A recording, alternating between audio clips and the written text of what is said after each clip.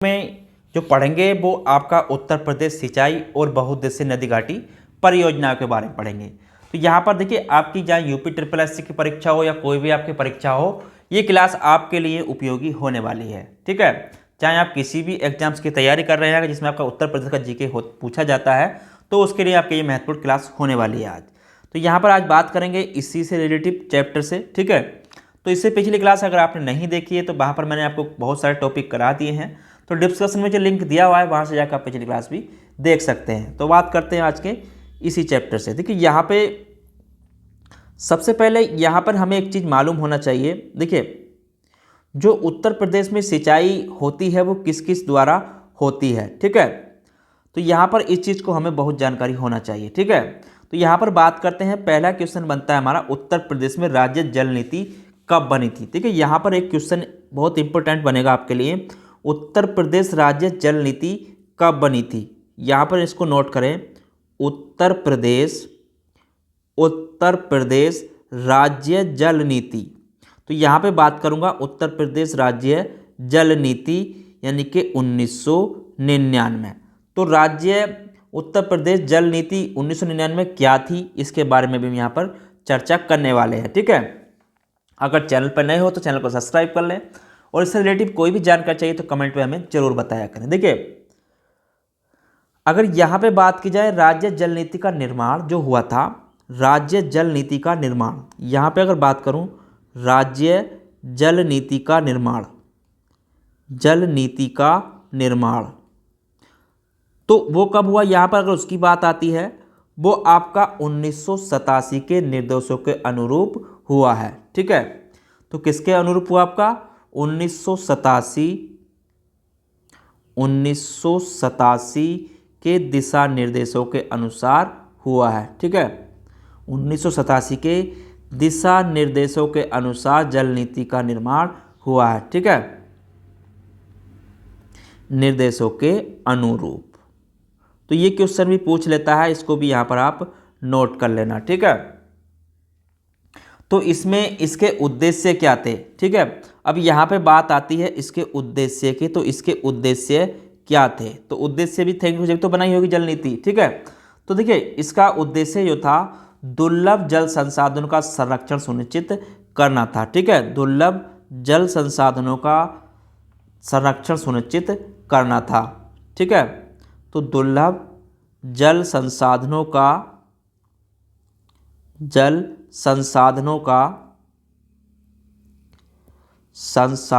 संरक्षण सुनिश्चित करना था। ठीक है, तो पहला तो यही था उनका उद्देश्य, सुनिश्चित करना।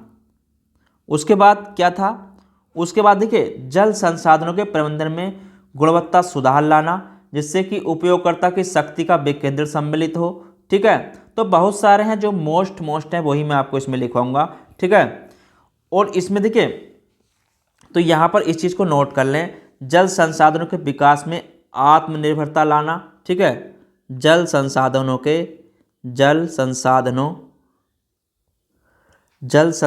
के विकास में आत्मनिर्भरता सुनिश्चित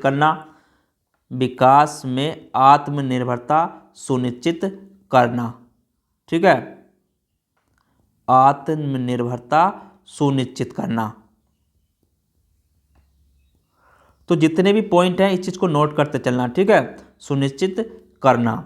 और इसका उद्देश्य क्या था, बाढ़ प्रबंधन और प्रवाह को जल संसाधन विकास अभिन्न अंग समझना। ठीक है, तो उसको मत नोट करें। ठीक है, तो आगे बात कर लें, यहाँ पर जल संसाधनों के क्षेत्र में शोध और प्रशिक्षण को बढ़ावा देना। ठीक है, तो यहाँ पर इसको नोट कर लें पॉइंट को, संसाधनों के क्षेत्र में शोध और प्रशिक्षण को बढ़ावा देना। ठीक है, तो जितने भी पॉइंट करा रहा हूं बस इनको नोट करते चलना, प्रशिक्षण को बढ़ावा देना। ठीक है, तो ये मुख्य उद्देश्य थे जल नीति के। ठीक है, तो उसके बारे में आगे बात करेंगे, कितनी सिंचाई होती है, कितने क्षेत्र से होती है, उसके बारे में। ठीक है, देखिए यहाँ पे जितने भी पॉइंट मैंने आपको कराए हैं ये पॉइंट मोस्ट हैं, इसीलिए आपको मैंने लिखवाए हैं। ठीक है, चलिए अब आगे बात करते हैं उत्तर प्रदेश में। देखिए अगर यहाँ पे बात की जाए सिंचित क्षेत्र, ठीक है, शुद्ध बुआई क्षेत्र से शुद्ध सिंचित क्षेत्र की अगर बात की जाए यहाँ पर, तो ये पूछता है आपका वर्ष 2018-19 का आंकड़ा लेते हैं हम, ठीक है। वर्ष 2018-19 में उत्तर प्रदेश में, ठीक है, शुद्ध बुआई क्षेत्र की अगर बात की जाए उत्तर प्रदेश में शुद्ध बुआई क्षेत्र से शुद्ध सिंचित क्षेत्र, ठीक है, शुद्ध बुआई क्षेत्र, बुआई, ठीक है, बुआई क्षेत्र वो होता है जिसमें हम खेती करते हैं, ठीक है, बुआई क्षेत्र से शुद्ध सिंचित क्षेत्र, ठीक है, शुद्ध सिंचित क्षेत्र। तो कितना सिंचित हुआ है उसके बारे में बात करेंगे। तो कितने प्रतिशत क्षेत्र की अगर बात की जाए तो आपका जो क्षेत्र का प्रतिशत है वो कितना यहाँ पर अगर बात की जाए उसकी, तो वो आपका 86.6% है, ठीक है। तो इतना क्षेत्र जो है आपका सिंचित क्षेत्र है, ठीक है। अब यहाँ पे अगर आगे बात करूँ 2000 नवीनतम आंकड़े 2018-19 की, देखिए 18-19 की के अनुसार उत्तर प्रदेश का शुद्ध सिंचित क्षेत्रफल, ठीक है, शुद्ध सिंचित क्षेत्रफल की अगर बात आती है, शुद्ध सिंचित क्षेत्रफल, ठीक है, तो यहाँ पर बात उत्तर प्रदेश की हो रही है केवल, ठीक है। सिंचित क्षेत्रफल अगर ये पूछता है तो कितना है, अगर तो इसका बताना है हमें कितना है आपका 143.3 लाख हेक्टेयर, ठीक है, लाख हेक्टेयर। तो इतना क्षेत्र क्या है, शुद्ध सिंचित क्षेत्र है, ठीक है। तो इसको भी यहाँ पर नोट कर लेना, ठीक है। तो हेक्टेयर, तो इतना लाख सिंचित क्षेत्रफल है। देखिए यहाँ पे एक चीज़ और नोट करें आगे, देश में नलकूपों द्वारा सिंचित क्षेत्र उत्तर प्रदेश में सर्वाधिक है। यहाँ पर एक पॉइंट नोट कर लेना, देश में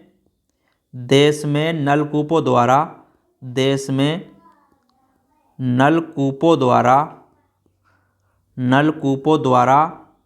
सिंचित क्षेत्रफल की अगर बात आती है, सिंचित क्षेत्रफल, तो क्षेत्रफल कितना है यहाँ पर उत्तर प्रदेश में सर्वाधिक है, ठीक है। कितना है आपका क्षेत्रफल सर्वाधिक है उत्तर प्रदेश में, ठीक है। तो इसको भी यहाँ पर नोट कर लेना, ठीक है, क्योंकि ये भी आपका क्वेश्चन में कभी कभार पूछ लेता है, ठीक है। चलिए यहाँ पे बात करेंगे किस किस से कितनी सिंचाई आगे होती है उसके बारे में, ठीक है। तो यहाँ पे अगर बात करूँ कृषि निदेशालय के आंकड़ों के अनुसार वर्ष 2018-19 की अगर यहाँ पे बात करूँ, वर्ष 2018-19 कृषि निदेशालय, उत्तर प्रदेश कृषि निदेशालय आंकड़ों के अनुसार, ठीक है, उत्तर प्रदेश कृषि निदेशालय आंकड़ों के अनुसार कितनी सिंचाई किससे होती है वो आगे हम इसमें बात करने वाले हैं, ठीक है। निदेशालय के आंकड़ों के अनुसार, तो यहाँ पर इनको नोट करते चलना, ठीक है। आंकड़ों के अनुसार जो सिंचाई होती है उसकी बात करेंगे, ठीक है, जो सिंचाई होती है उसकी बात करेंगे, ठीक है। अनुसार सिंचाई जो होती है आपकी, यहाँ पे अगर बात की जाए, देखिए तो यहाँ पर अगर बात करूँ मैं तो नोट करते चलना इन सबको पॉइंटों को, ठीक है। अगर यहाँ पे बात करूँ नहरों द्वारा कितनी होती है उत्तर प्रदेश में, ठीक है, उत्तर प्रदेश में, ठीक है। तो यहाँ पे अगर बात की जाए नहरों द्वारा, तो नहरों द्वारा कितनी परसेंटेज सिंचाई होती है यहाँ पर अगर उसकी बात की जाए तो ये होती है आपकी 15.2% नहरों द्वारा होती है। अगर बात करूँ यहाँ पर नलकूपों द्वारा, ठीक है, तो भूभाग, तो 15% भूभाग आपका नहरों द्वारा होता है, ठीक है, भूभाग। तो सिंचाई किससे होती है आपकी भूभाग की 15% नहरों द्वारा।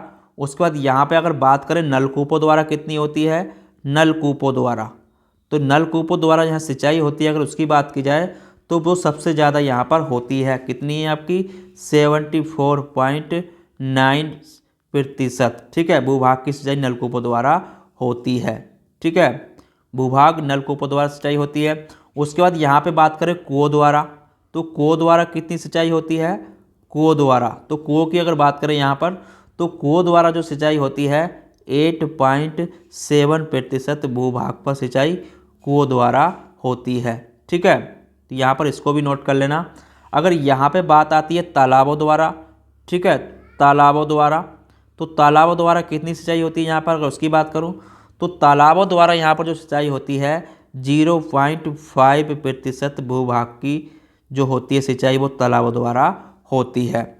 उसके बाद यहाँ पे अगर झील और पोखरों की बात करें, झील और पोखरों, ठीक है, झील और आपका पोखरों, झील और पोखरों द्वारा, तो झील और पोखरों द्वारा सिंचाई होती है, अगर उसकी बात आती है तो वो आपकी 0.7% भूभाग की सिंचाई होती है, ठीक है।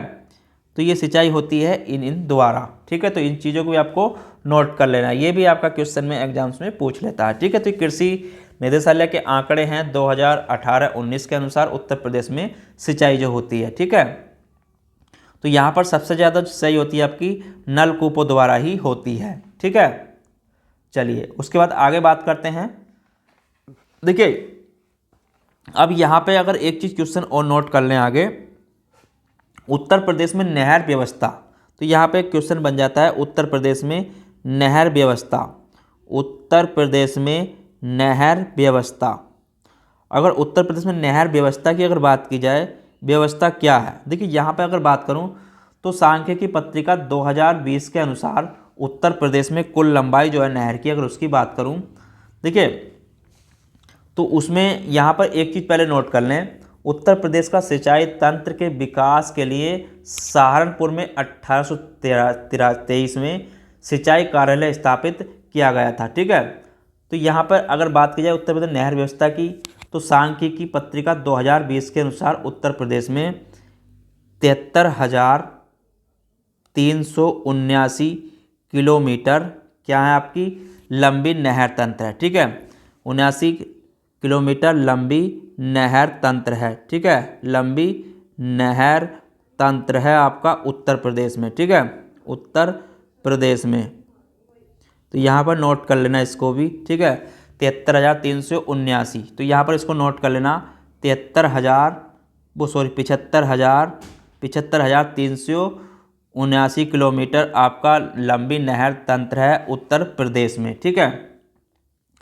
देखिए उत्तर प्रदेश में सिंचाई तंत्र के विकास के लिए जो सिंचाई कार्यालय स्थापित किया गया था, सिंचाई जो कार्यालय स्थापित किया गया था, सिंचाई कार्यालय, यहाँ पर अगर पूछता है सिंचाई कार्यालय, सिंचाई कार्यालय, तो यहाँ पर सिंचाई कार्यालय स्थापित किया गया था वो आपका, देखिए प्रदेश में सिंचाई विकास हेतु आपका सहारनपुर में, कहाँ पर विस्थापित किया गया था आपका सिंचाई कार्यालय, सहारनपुर में, ठीक है, सहारनपुर में स्थापित किया गया था। और ये कब किया गया था 1823 में, ठीक है। तो 1823 में सिंचाई कार्यालय सहारनपुर में स्थापित किया गया था, ठीक है।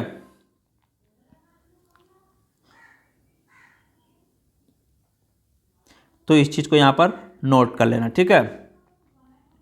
देखिए प्रदेश में अगर सर्वाधिक नहरें जो हैं, अगर उसकी बात की जाए प्रदेश में, यहाँ पर एक चीज़ नोट कर लेना, प्रदेश में सर्वाधिक नहरें, ठीक है। तो यहाँ पर अगर पूछता है प्रदेश में सर्वाधिक नहरें, अगर क्वेश्चन में आपसे पूछता है प्रदेश में सर्वाधिक नहरें किस भाग में हैं, ठीक है, तो सर्वाधिक नहरें जो हैं वो आपके किस में हैं, पश्चिमी भाग में है, ठीक है, किस में आपके पश्चिमी भाग में, ठीक है, किस में आपके पश्चिमी भाग में है सर्वाधिक नहरें, ठीक है। तो इसको यहाँ पर नोट कर लेना, ठीक है। चलिए आगे बात करते हैं।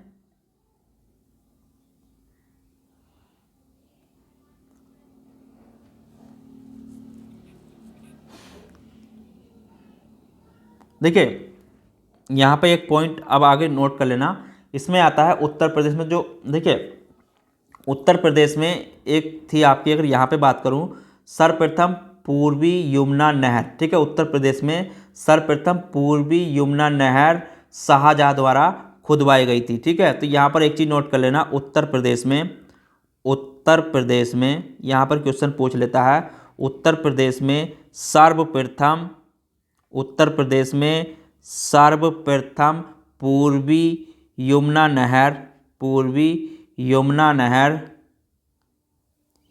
यमुना नहर शाहजहाँ यानी कि यमुना नदी से जो निकाली गई थी, पूर्वी यमुना नहर कहाँ से निकाली गई थी आपकी, यमुना नदी से, ठीक है, कहाँ से निकाली गई थी, यमुना नदी से।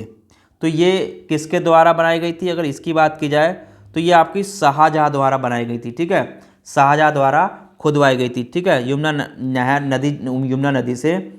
तो ये आपकी शाहजहाँ द्वारा खुदवाई गई थी, शाहजहाँ द्वारा क्या कही गई थी? ये खुदवाई गई थी, ठीक है। तो शाहजहाँ द्वारा ये खुदवाई गई थी, खुदवाई गई थी। कब खुदवाई गई थी अगर इसकी बात आती है तो 1631 में, ठीक है, 1631 में खुदवाई गई थी, ठीक है। लेकिन इसका संचालन जो हुआ, इसके संचालन की अगर बात आती है, संचालन, तो संचालन कब हुआ? अगर इसके संचालन की बात आती है, संचालन, तो संचालन जो हुआ इसका पूर्वी यमुना, ठीक है, पूर्वी यमुना नहर का, तो इसका संचालन अंग्रेजी शासनकाल में हुआ, ठीक है। संचालन कब हुआ इसका? अंग्रेजी शासनकाल में, ठीक है, अंग्रेजी शासनकाल में इसका संचालन हुआ, ठीक है। तो यहाँ पर इसको भी नोट कर लेना, खुदवाई किसने थी? शाहजहाँ ने। लेकिन संचालन कब हुआ? अंग्रेजी शासनकाल में, ठीक है। कब हुआ? 1830 से, ठीक है, 1830 से शुरू हुआ, 1830 से इसका संचालन शुरू हुआ अंग्रेजी शासनकाल में, ठीक है। तो इसको भी यहाँ पर नोट कर लेना। चलिए, उसके बाद यहाँ पर एक क्वेश्चन और बनता है। देखिए, उत्तर प्रदेश में सर्वाधिक लंबी नहर की अगर बात आती है, उत्तर प्रदेश में सर्वाधिक लंबी नहर अगर आपसे पूछता है, उत्तर प्रदेश में सर्वाधिक लंबी नहर, तो सर्वाधिक लंबी नहर कौन सी है? सर्वाधिक लंबी नहर, सर्वाधिक लंबी नहर जो है आपकी वो है शारदा नहर, ठीक है। कौन सी आपकी? शारदा नहर सर्वाधिक लंबी नहर है, ठीक है। चलिए अगला क्वेश्चन देखते हैं। देखिए यहाँ पर एक चीज़ नोट कर लेना, उत्तर प्रदेश में नई कृषि नीति से कृषि विकास दर 5.1% निर्धारित की गई है, ठीक है। उत्तर प्रदेश में नई कृषि नीति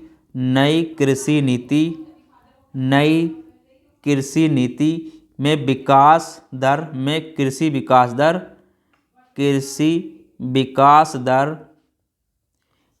विकास दर आपकी कितनी निर्धारित की गई है? अगर उसकी बात करूँ, कृषि विकास दर जो निर्धारित करी गई है, अगर उसकी बात आती है, अगर क्वेश्चन पूछता है आपसे तो कितनी करी गई है, उसको यहाँ पर नोट कर लेना। वो आपकी निर्धारित करी गई है आपकी 5.1%, ठीक है, 5.1 आपकी प्रतिशत निर्धारित करी गई है, ठीक है। तो इस चीज़ को भी यहाँ पर नोट कर लेना। चलिए आगे बात करते हैं। देखिए यहाँ पर बात करेंगे नहर तंत्र की। तो नहर तंत्र में आपको क्वेश्चन लिखवा देता हूँ कुछ। उत्तर प्रदेश नहर तंत्र, तो नहर तंत्र में आपके क्या क्या नहर कहाँ से निकलती हैं, किस जिलों को नामांकित करती हैं, तो यहाँ पर उसको नोट कर लेना, ठीक है। तो सबसे पहले यहाँ पर नहर उद्गम स्थल की बात करेंगे, ठीक है। तो इसमें आप जैसे मैं पॉइंट डाल रहा हूँ वैसे ही आप पॉइंट डाल के इसमें लिख लेना, ठीक है। नहर उद्गम स्थल डालना यहाँ पर आपने, उद्गम स्थल नदी, ठीक है, उद्गम स्थल नदी। उसके बाद यहाँ पे लंबाई डाल लेना, कितनी लंबाई है, ठीक है, यहाँ पर लंबाई डाल लेना, लंबाई। और कौन कौन से जिले को लाभान्वित करती है वो यहाँ पर डाल लेना, ठीक है, लाभान्वित जिले। तो लाभान्वित जिले को यहाँ पर आप डाल लेना, लाभान्वित जिले किस किसे वो करती हैं? नहरें, ठीक है। तो इनको डालते चलना, ठीक है। तो यहाँ पर पहली बात आती है पूर्वी यमुना नहर की। अगर यहाँ पे बात करूँ पूर्वी यमुना नहर की, पूर्वी यमुना नहर, अगर पूर्वी यमुना नहर की बात की जाए तो ये कहाँ से निकलती है? आपकी सहारनपुर यमुना नदी से, ठीक है। कहाँ से निकलती है? आपकी सहारनपुर। तो सहारनपुर कहाँ से निकलती है? आपकी यमुना नदी से, ठीक है। कहाँ से निकलती है? अगर नदी की बात की जाए तो यहाँ पर इसको भी डाल लेना, ठीक है, यहाँ पर इसको भी डाल लेना। नदी कौन सी है? आपकी यमुना, ठीक है, यमुना नदी से निकलती है। अगर लंबाई की बात की जाए तो किलोमीटर में इसकी लंबाई है, ठीक है, किलोमीटर में ये लंबाई है। तो यहाँ पर कितनी है? आपकी 1440 किलोमीटर इसकी लंबाई है। और इससे जो लाभान्वित जिले हैं अगर उसकी बात की जाए तो आपका इसमें लाभान्वित होता है सहारनपुर, ठीक है, सहारनपुर। उसके बाद इसमें आता है आपका मुजफ्फरनगर, ठीक है, मुजफ्फरनगर। उसके बाद है आपका मेरठ, ठीक है, मेरठ शामली बागपत, मेरठ शामली बागपत। तो ये लाभान्वित जिले हैं जो पूर्वी यमुना नहर से लाभान्वित होते हैं। ठीक है, उसके बाद बात करते हैं ऊपरी गंगा नहर की। ठीक है, तो उसके बाद यहाँ पे बात करेंगे ऊपरी गंगा नहर की। देखिए, इनको नोट करते चलना। ठीक है, ऊपरी गंगा नहर। तो ऊपरी गंगा नहर की अगर यहाँ पे बात करूँ तो ऊपरी गंगा नहर कहाँ से निकलती है आपकी? हरिद्वार से। ठीक है, कहाँ से निकलती है आपकी? हरिद्वार से। किस नदी से निकलती है? तो ये आपकी गंगा नदी से निकलती है। ठीक है, गंगा से निकलती है। अगर इसकी लंबाई की बात करूँ तो लंबाई कितनी है इसकी? देखिए 6496.239 किलोमीटर। ठीक है, इसकी लंबाई है। और इससे लाभान्वित जिले जो हैं अगर उसकी बात की जाए तो आपका सहारनपुर। ठीक है, सहारनपुर। दूसरा है आपका मेरठ, मुजफ्फरनगर। ठीक है, तो इनको नोट करते चलना। गाजियाबाद,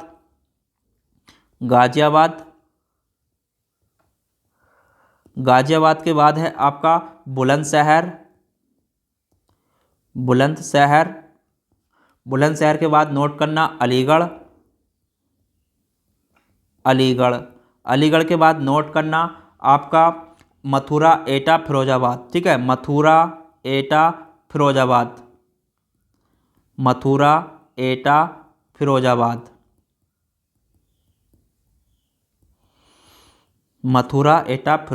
और आपका मैनपुरी। ठीक है, तो ये ज़िले जो हैं आपके ऊपरी गंगा नहर से लाभान्वित होते हैं। ठीक है, चलिए आगे बात करते हैं। उसके बाद आगे आता है इसमें आपका आगरा नहर। ठीक है, तो आगे बात करेंगे आगरा नहर की। तो आगरा नहर की अगर बात करूं तो आगरा नहर कहाँ से निकलती है? देखिए, आगरा नहर की अगर बात करूं तो इसका जो उद्गम स्थल है वो आपका ओखला। ठीक है, कहाँ से निकलती है आपकी? ओखला से। और इसका किस में से निकलती है आपकी? यमुना नदी से। ठीक है, किस में से निकलती है आपकी? यमुना नदी से। ठीक है, और इसकी जो लंबाई है उसकी बात की जाए तो 1873.928 किलोमीटर इसकी लंबाई है। और इससे जो लाभान्वित जिले हैं अगर उसकी बात की जाए तो उसमें आता है आपका नई दिल्ली। ठीक है, आपका नई दिल्ली आता है। उसके बाद इसमें आता है आपका गुड़गांव। और इसमें आता है आपका मथुरा। ठीक है, मथुरा। और आपका आगरा, भरतपुर। ठीक है, आगरा, भरतपुर। तो इससे लाभान्वित जिले होने वाले हैं। ठीक है, तो इसको भी यहाँ पर नोट कर लेना। चलिए उसके बाद आगे बात करते हैं निचली गंगा नहर। तो यहाँ पे बात करेंगे निचली गंगा नहर। यहाँ पे निचली गंगा नहर के बारे में लिख लेते हैं। निचली गंगा नहर। देखिए, जितने भी पॉइंट हैं इनको नोट कर लेना एक बार, ये आपके काम आने वाले हैं यहाँ के। ठीक है, निचली गंगा नहर।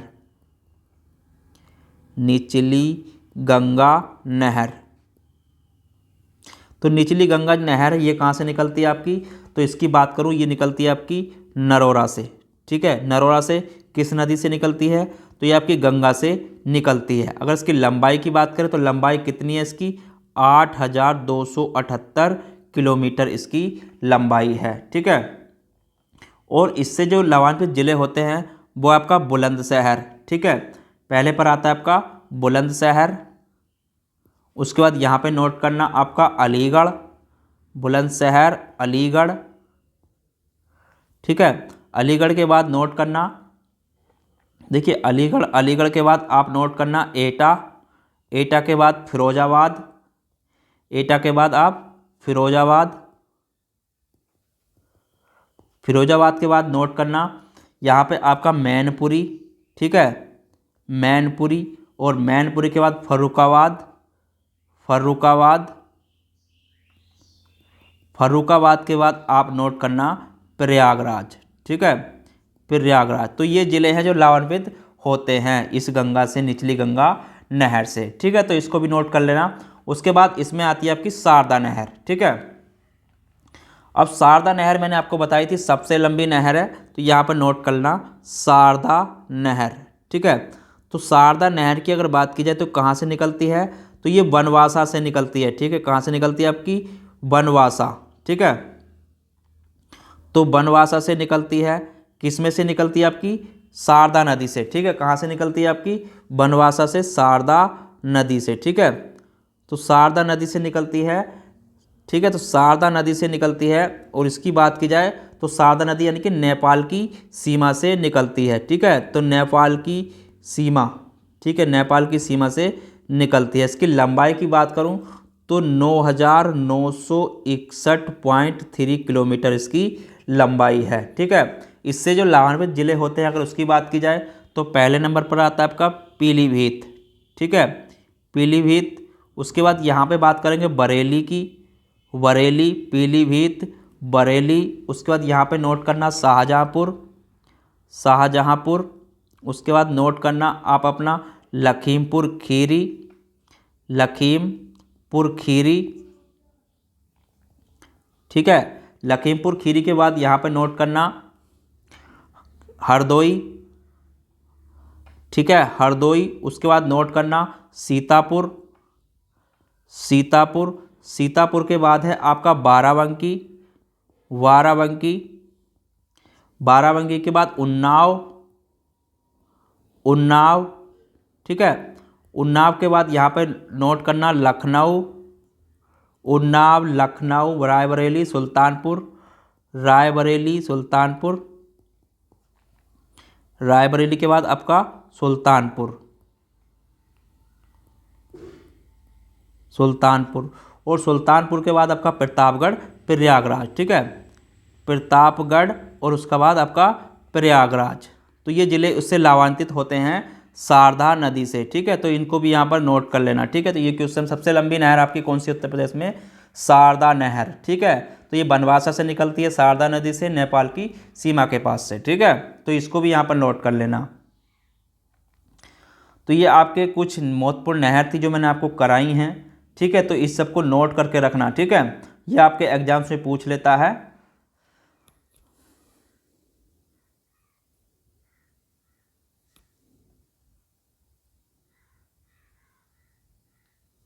चलिए, तो इसमें देखिए इतना ही, आज के टॉपिक में इतना ही कराऊंगा। कल के टॉपिक में मैं आपको इसमें आगे कराऊंगा। ठीक है, तो कुछ इसमें आपका कल अभी कराऊंगा तो टॉपिक बच जाएगा, लेकिन कल के टॉपिक में मैं सारा इसको ख़त्म कर दूंगा। ठीक है, तो आज के टॉपिक में इतना ही रहने देते हैं।